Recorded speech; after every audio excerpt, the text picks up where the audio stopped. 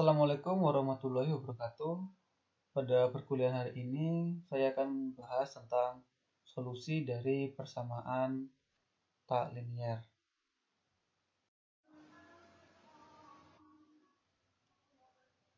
Solusi persamaan tak linier. Dalam bidang sains dan rekayasa, para ahli atau para ilmuwan dan rekayasawan itu sering berhadapan dengan persoalan mencari solusi persamaan lazim, atau disebut juga akar persamaan atau nilai-nilai nol. Umumnya persamaan yang dipecahkan muncul dalam bentuk tak linier yang melibatkan bentuk sinus, kosinus, eksponensial, logaritma, dan fungsi transenden lainnya.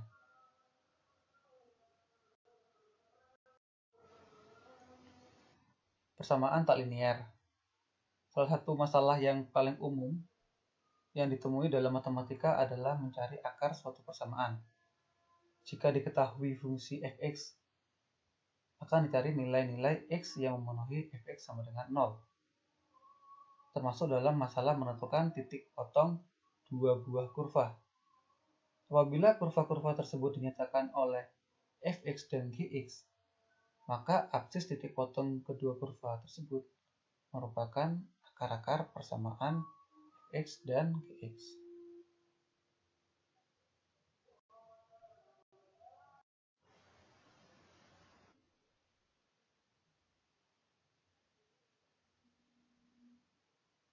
Definisi 2.1. Akar suatu persamaan pembuat nol fungsi. Misalkan fx adalah suatu fungsi kontinu, maka untuk setiap bilangan r pada domain f yang memenuhi fr sama dengan 0 disebut akar persamaan fx sama dengan 0.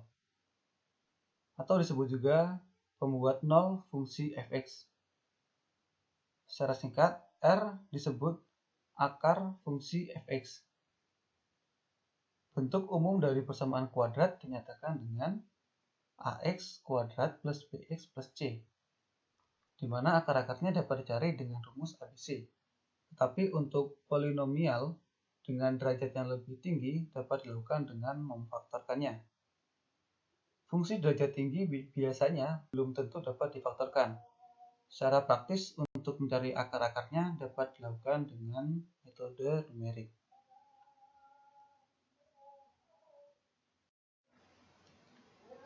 Adapun metode pencairan akar dalam numerik dilakukan secara iteratif atau iterasi. Secara umum, metode pencairan akar ini dikelompokkan menjadi dua golongan, yaitu metode tertutup dan metode terbuka. Metode tertutup atau yang biasa disebut bracketing method dilakukan pada pencairan akar pada selang tertutup AB. Selang tersebut dipastikan berisi minimal satu buah akar. Karena itu, metode ini selalu berhasil menemukan akarnya. Dengan kata lain, fungsinya selalu konvergen atau menuju ke akar. Karena itu, metode tertutup ini kadang-kadang dinamakan juga dengan metode konvergen. Sedangkan metode terbuka tidak memerlukan selang tertutup AB yang mengandung akar. Tetapi yang diperlukan adalah tebakan awal akar. Lalu dengan prosedur fungsi, kita menggunakannya untuk menghitung hampiran akar yang baru. Pada setiap kali perhitungan, hampiran akar yang lama dipakai untuk menghitung hampiran akar yang baru.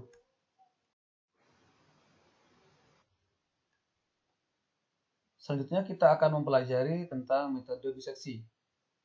Berdasarkan teorema nilai rata-rata, misalkan fx itu suatu fungsi kontinu pada interval tertutup AB, sedemikian hingga fa dan fb berlawanan tanda, atau dapat ditulis fa dikali fb kurang dari 0, maka terdapat suatu akar persamaan fx sama dengan 0 pada interval AB. Jadi jika fa dan fb ini berlawanan tanda, maka terdapat suatu akar persamaan fx sama dengan 0 pada interval AB tersebut. Pada setiap kali iterasi, selang tertutup AB ini kita bagi dua di X. X ini dapat dituliskan dengan C. Sehingga terdapat dua abselang yang berukuran sama, yaitu AC dan BC. Selang yang diambil untuk iterasi berikutnya adalah abselang yang memuat akar. Nah, untuk mengetahui memuat akar atau tidak, kita dapat menentukannya dengan kita kalikan. Jadi FA dikali FC itu kurang dari 0 atau tidak. Dan selanjutnya kita menghitung FC dikali FB itu kurang dari 0 atau tidak.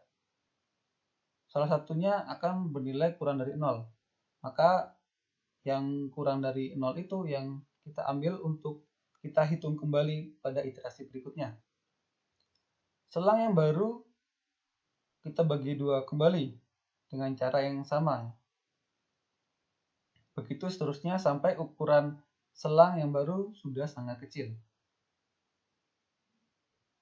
Jadi kita akan bagi dua terus sampai selang itu kecil atau sampai dengan nilai yang akan dicari atau epsilon yang akan kita cari.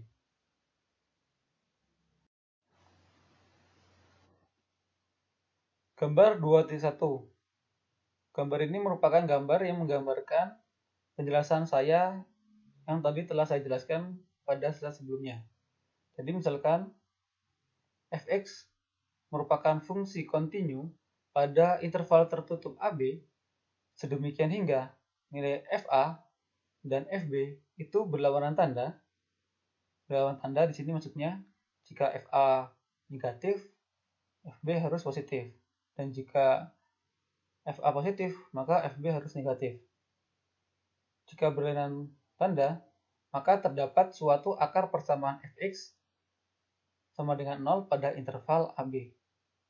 Jadi jika berlainan tanda, maka di interval AB ini akan terdapat suatu akar persamaan Fx sama dengan 0. Tapi jika tidak ada atau jika A dan B ini tidak berlainan tanda atau tandanya sama, A positif, B positif, A negatif, dan B negatif, maka tidak akan ada akar persamaannya. Pada contoh ini digambarkan FA bernilai negatif dan FB bernilai positif. Lalu kita akan mencari nilai tengahnya dengan metode bagi dua. Di sini dengan metode bagi dua berarti A ditambah B kita bagi dua. Hasilnya itu C0. Sini C0. Nilai C0 ini kita masukkan ke fungsi fx. Maka akan diketahui jika C0 ini bernilai negatif. Karena bernilai negatif, untuk iterasi berikutnya, untuk lebih dekat kepada akar persamaannya, pada iterasi berikutnya, untuk intervalnya kita majukan menjadi C0 dan B. Kenapa kita rubah dari A ke C0? Karena untuk mempersempit dan untuk lebih akurat untuk pencarian akar persamaannya. Jadi untuk lebih mendekati akar persamaannya. Jadi di sini kita ganti menggunakan interval C0 dan B. Kenapa tidak C0 dan A? Karena C0 dan A sama-sama negatif. Jadi jika dimasukkan ke fungsi FA dikali FC0 itu tandanya lebih dari 0. Karena negatif dikali negatif hasilnya pasti lebih dari 0 atau positif. Tapi jika negatif dikalikan dengan positif, hasilnya pasti akan negatif. Dan akan berlawanan tanda. Jadi kita gunakan C0 dan B untuk mendekati nilai akar persamaannya.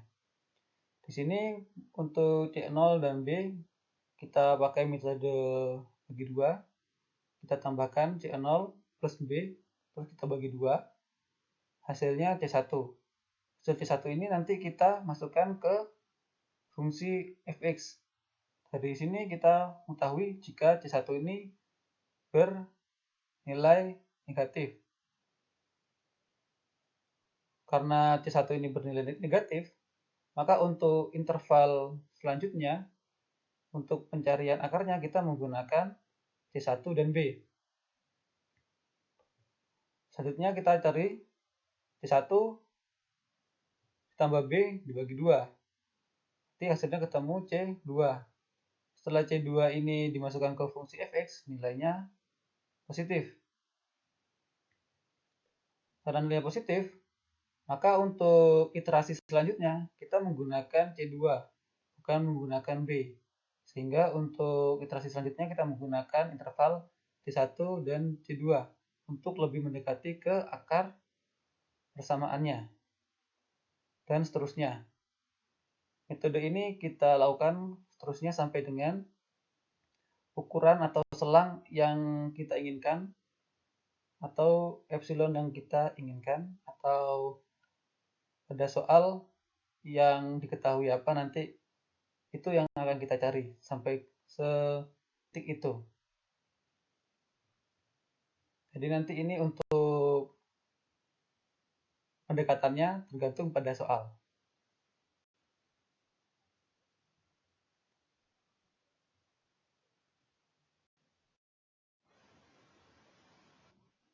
Contoh pertama, carilah akar real dari persamaan fx sama dengan x pangkat 3 min x min 1 sama dengan 0.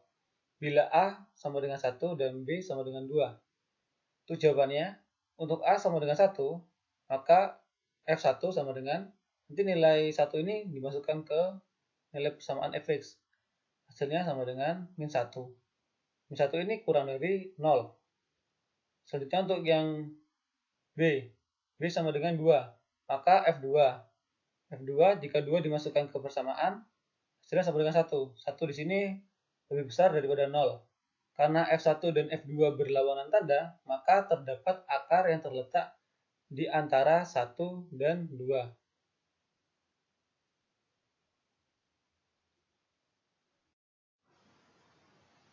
Sehingga untuk C0-nya sama dengan A plus B dibagi 2, di mana nilai A-nya sama dengan 1 dan B sama dengan 2. 1 tambah 2 dibagi 2, hasilnya sama dengan 1,5. Nilai C0 ini kita masukkan ke fungsi fx. Jadi F 1,5 sama dengan 1,5 pangkat 3 dikurangi 1,5 dikurangi 1, hasilnya 0,875. Karena nilai 0,875 ini lebih besar daripada 0, dan mendekati akarnya, maka untuk interval selanjutnya, pada iterasi selanjutnya, kita ganti interval B ke C0. Jadi untuk iterasi selanjutnya, untuk pencarian akar, kita menggunakan interval A dan C0, yaitu 1 dan 1,5, untuk lebih mendekati ke akarnya. Di sini kita cari C1. C1 merupakan nilai tengah antara A dan C0. Di sini C1 sama dengan 1 plus 1,5 dibagi 2. Hasilnya 1,25. Kita masukkan fungsinya lagi ke fx untuk fc1, yaitu f 1,25. Nanti hasilnya ketemu min 0,3. Karena nilai min 0,3 ini kurang dari 0, maka untuk interval pada iterasi selanjutnya kita ganti nilai A-nya atau interval A-nya menjadi ke interval C1. Jadi untuk iterasi selanjutnya intervalnya kita ganti ke C1 dan C0, yaitu di interval 1,25 dan 1,5. Lalu kita cari lagi titik tengahnya atau C2-nya, nilai tengahnya, dengan metode bagi 2 ini. Kita cari C2 sama dengan 1,25 plus 1,5 kita bagi 2, hasilnya sama dengan 1,375. Kita masukkan lagi ke fungsi fx, hasilnya nanti 0,225. Karena 0,225 ini lebih besar daripada 0, jadi untuk iterasi selanjutnya, nilai yang diganti adalah nilai C0-nya. Selanjutnya untuk iterasi berikutnya, kita menggunakan interval 1,25 dan 1,375. Kita cari nilai tengahnya, yaitu C3 sama dengan 1,25 plus 1,375, kita bagi 2, hasilnya 1,3125. Lalu masukkan ke fungsi fx, hasilnya negatif 0,0525.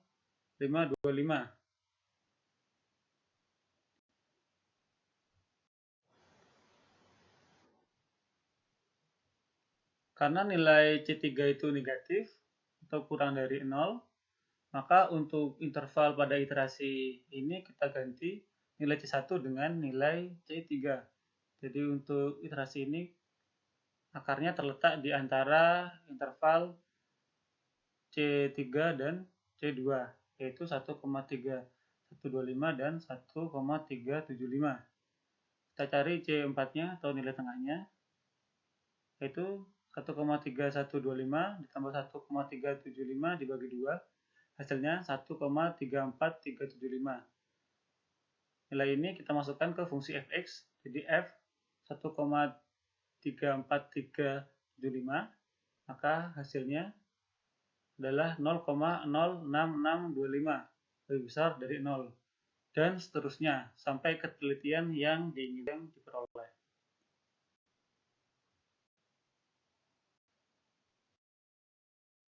Teorema 2.1. Jika fungsi x atau fx menerus di dalam selang AB dengan fa dikali fb kurang dari 0 atau fa berbalik tanda dengan fb, dan S elemen AB, S ini merupakan akar sejati, sehingga untuk Fs atau fungsi akar sejati sama dengan 0, dan mutlak CR, CR itu merupakan akar hampiran, akar yang menghampiri S, itu akar yang nanti akan kita cari sehingga akar ini akan mendekati akar sejatinya, di mana untuk mutlak CR sama dengan AR plus BR dibagi 2. Maka selalu berlaku dua ketidaksamaan berikut. Yang pertama, mutlak S dikurangi CR atau mutlak dari akar sejati dikurangi akar hampirannya, itu pasti kurang dari atau sama dengan mutlak dari nilai BR dikurangi AR dibagi 2. Dan yang kedua, mutlak S dikurangi CR itu kurang dari sama dengan B min A dibagi 2 pangkat R plus 1, di mana R ini merupakan iterasi ya, di mana nilai R sama dengan 0, 1, 2, dan seterusnya. Buktinya, misalkan pada iterasi ke R, kita mendapat selang yaitu AR dan BR, yang panjangnya setengah panjang selang sebelumnya. Jadi, AR min 1 dan BR min 1. Jadi, untuk mutlak BR min AR sama dengan mutlak BR min 1 dikurangi AR min 1 dibagi 2.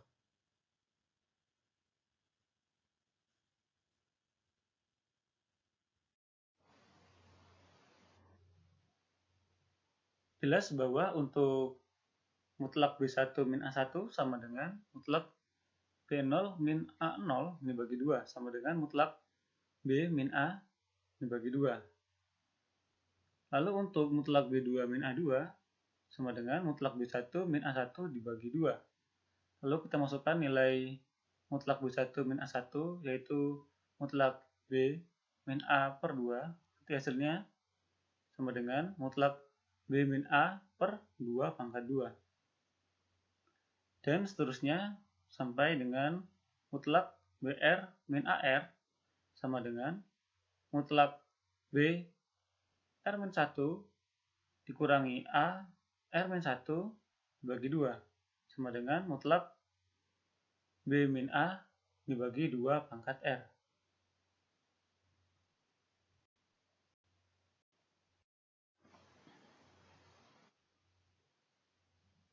Pada iterasi ke R, posisi CR yang merupakan akar hampiran dan S yang merupakan akar sejati adalah seperti pada diagram berikut. Ini jika kita ketahui ini adalah AR dan di sini adalah BR. Jika kita bagi dua, nilai AR plus BR kita bagi dua, hasilnya itu CR. CR ini merupakan akar hampiran, yaitu akar yang mendekati akar sejatinya, yaitu S. Di sini kita dapatkan CR dari A plus B dibagi 2, atau dari metode bagi 2 kita mendapatkan CR. Nah, dari CR ini kita nanti bagi lagi dengan AR sampai dia mendekati akar sejatinya, yaitu S. Berdasarkan diagram di atas, jelaslah bahwa untuk mutlak S dikurangi CR itu kurang dari sama dengan mutlak BR min AR dibagi 2. Jadi untuk jarak selisih dari S dikurangi CR itu kurang dari atau sama dengan BR dikurangi AR dibagi 2. Jadi untuk mutlak S dikurangi CR itu kurang dari sama dengan mutlak BR dikurangi AR dibagi 2 sama dengan mutlak setengah dikali B min A dibagi 2 pangkat R, atau sama dengan mutlak B min A per 2 pangkat R plus 1. Jadi, selisih antara akar sejati dengan akar hampiran tidak pernah lebih dari setengah epsilon. Dengan mengingat kriteria berhenti adalah mutlak BR min AR kurang dari epsilon, maka dari persamaan I terlihat bahwa mutlak S dikurangi CR itu kurang dari sama dengan epsilon per 2. Jadi untuk kriteria kapan kita akan berhenti itu biasanya di mutlak BR min AR kurang dari epsilon. Jadi biasanya kurang dari nilai epsilonnya.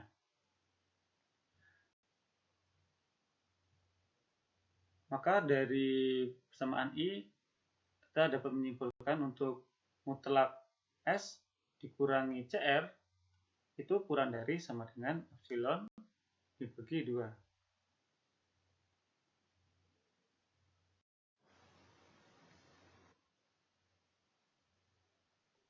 Sehingga untuk mutlak B min A per 2 pangkat R plus 1 kurang dari sama dengan epsilon per 2. Jika 2 pangkat R kurang dari sama dengan mutlak B min A per epsilon. Jika dan hanya jika R ln 2 kurang dari sama dengan ln B min A dikurangi ln epsilon. Jika dan hanya jika R lebih besar sama dengan ln B min A dikurangi ln epsilon per ln 2. Jika dan hanya jika R lebih besar sama dengan ln mutlak B min A dikurangi ln epsilon per ln 2. R adalah jumlah iterasi atau jumlah pembagian selang yang dibutuhkan untuk menjamin bahwa C adalah hampiran akar yang memiliki galat kurang dari epsilon.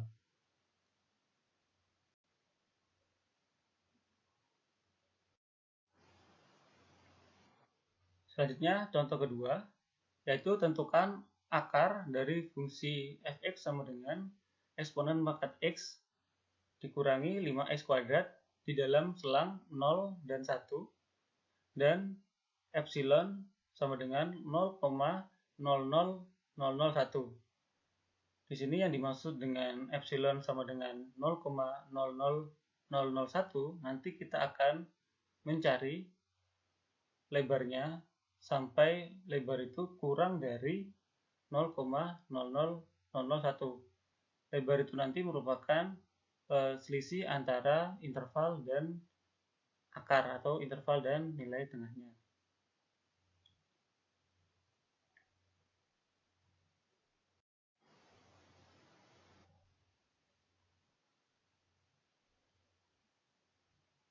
Untuk menjawab contoh soal kedua, pertama-tama kita buat terlebih dahulu tabel iterasi metode bagi dua. Pada tabel iterasi metode bagi dua ini terdapat R. R merupakan jumlah iterasi atau iterasi ke. A dan B merupakan interval atau selang. FA merupakan nilai dari fungsi A. FB merupakan nilai dari fungsi B. Lalu C ini merupakan akar atau juga bisa disebut rata-rata dari interval A dan B, atau juga bisa disebut sebagai nilai tengah dari selang A dan B, atau nilai tengah dari interval A dan B. Lalu C ini merupakan hasil dari A plus B dibagi 2. Lalu FC ini merupakan nilai fungsi dari C. Selang baru adalah selang yang dihasilkan dari iterasi, di mana biasanya selang baru ini terdapat nilai tengah sebagai interval atau selang barunya, dan selang sebelumnya yang memenuhi syarat atau sesuai dengan kondisi dari akarnya atau nilai C-nya. Lalu yang terakhir adalah lebarnya. Lebar ini merupakan jarak atau selisih antara interval ke nilai tengahnya. Di sini untuk R0-nya, kita memiliki nilai A pada soal itu 0, nilai B itu 1. Jadi kita masukkan untuk FA-nya sama dengan 1, FB-nya kita masukkan, nilai B-nya 1, hasilnya menjadi min 2,281718. Karena FA dan FB memenuhi syarat, yaitu FA dan FB harus berlainan tanda, atau FA dikali FB kurang dari 0, maka soal ini dapat atau memiliki akar persamaan fx sama dengan 0.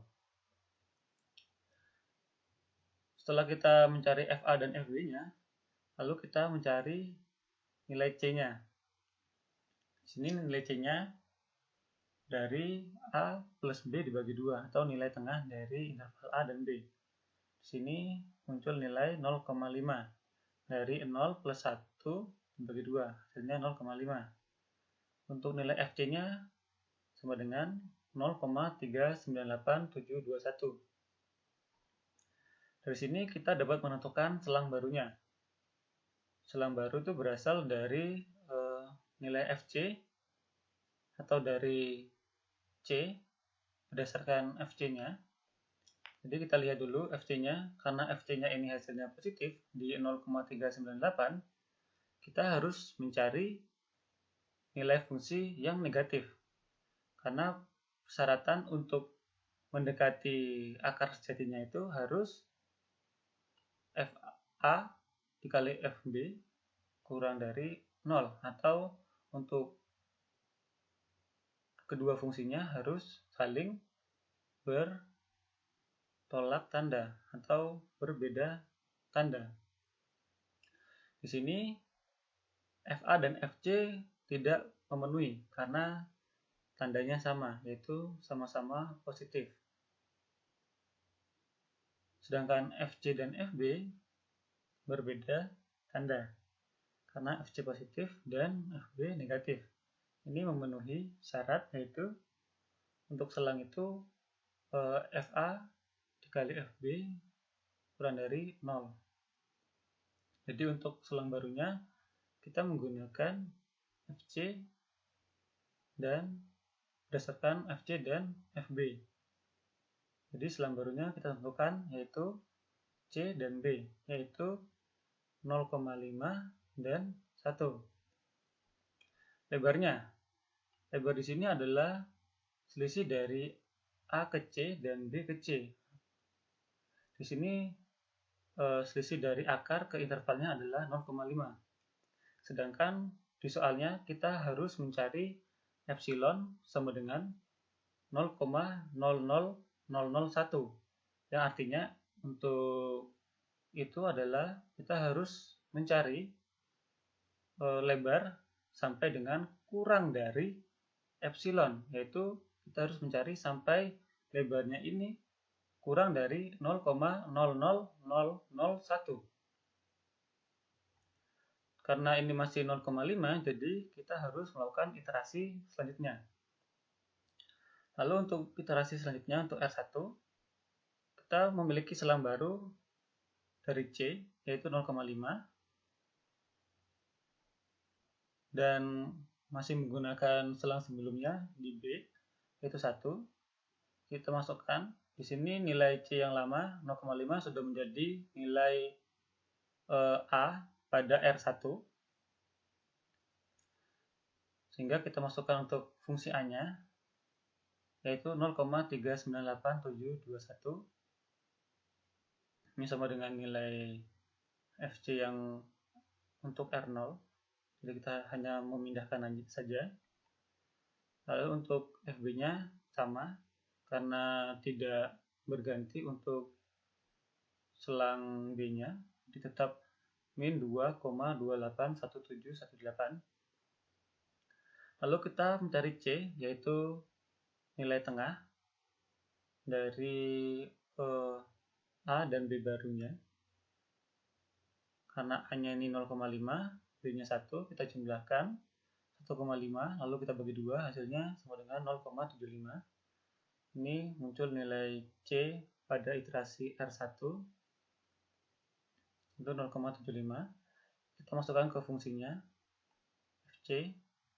Jadi fungsi FC untuk R1-nya itu adalah negatif atau min 0,695500. Karena ini negatif, FC-nya negatif dan FB-nya negatif, untuk selang barunya kita menggunakan FA dan FC.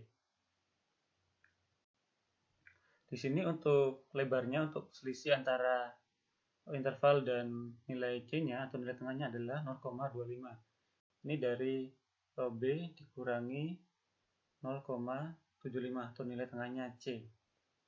Atau bisa juga dari 0,75 dikurangi 0,5A pada A. Hasilnya 0,25. Karena 0,25 ini masih jauh dari kurang dari epsilon-nya, berarti kita harus mencari iterasi kembali sampai memenuhi syarat kurang dari epsilon, yaitu kurang dari 0,00001.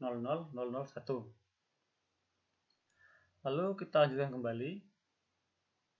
Untuk R2-nya, A-nya kita tetap menggunakan 0,5 di selang barunya. Untuk selang B-nya kita menggunakan 0,75, yaitu dari nilai C di R1. Lalu kita tentukan FA-nya, yaitu 0,3987721, sama seperti sebelumnya. Lalu untuk fungsi B-nya, FB-nya kita menggunakan dari fungsi C dari R1, itu 0,695500. Ini dari selang B barunya, yaitu 0,75 dari nilai C terdahulu. Lalu setelah itu kita tentukan nilai C-nya, C barunya untuk CR2.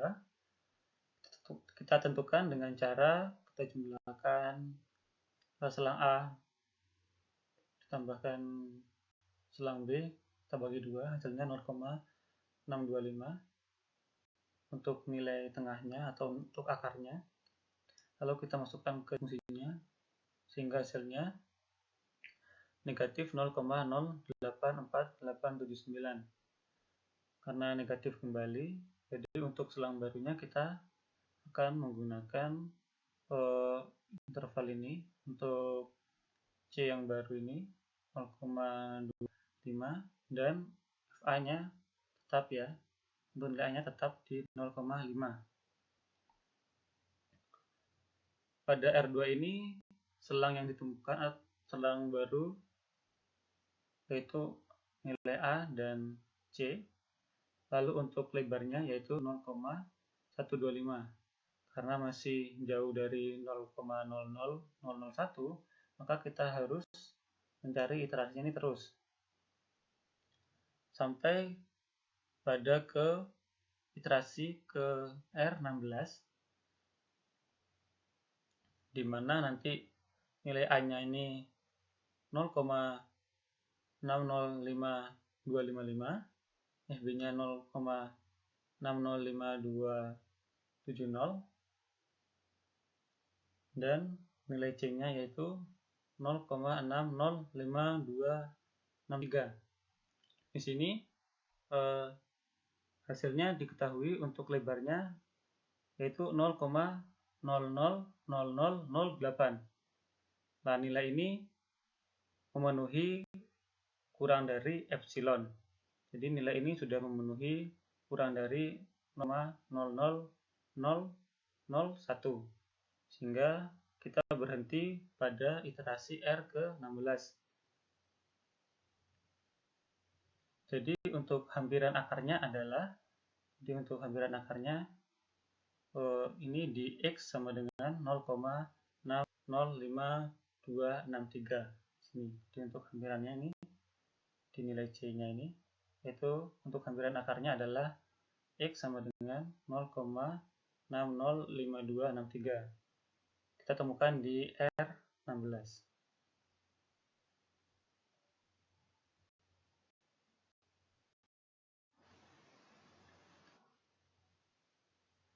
Kasus yang mungkin terjadi pada penggunaan metode bagi dua.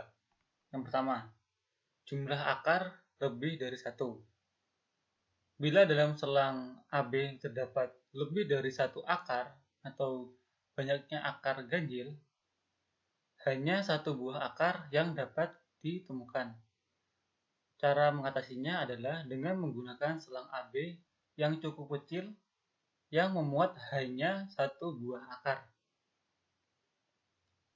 Lalu yang kedua, untuk akar ganda. Metode bagi dua tidak berhasil menemukan akar ganda. Hal ini disebabkan karena tidak terdapat perbedaan tanda di ujung-ujung selang yang baru.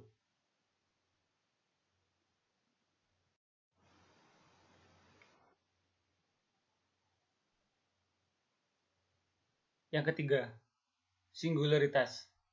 Pada titik singular, nilai fungsinya tidak terdefinisi.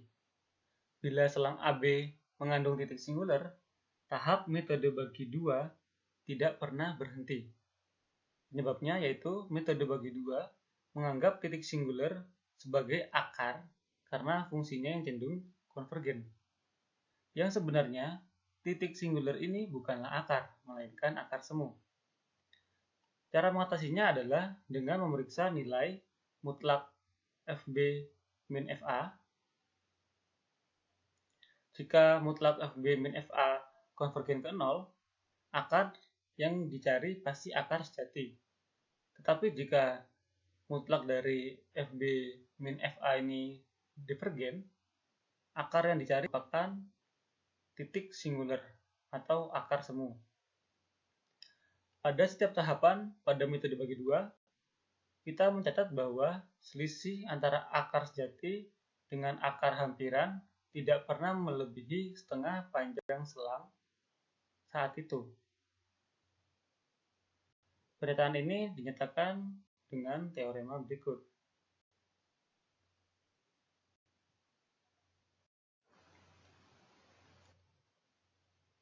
Teorema 3.1. Jika fx menerus di dalam selang AB dengan FA dikali FB kurang dari 0 dan S elemen dari A, B sehingga Fs sama dengan 0 dan Cr sama dengan AR plus BR dibagi 2, maka selalu berlaku dua ketidaksamaan berikut. Yang pertama, untuk mutlak S dikurangi CR itu kurang dari sama dengan mutlak BR dikurangi HR dibagi 2. Dan mutlak S dikurangi CR kurang dari sama dengan mutlak BR dikurangi AR dibagi 2 pangkat R plus 1, di mana nilai R sama dengan 0, 1, 2, dan seterusnya.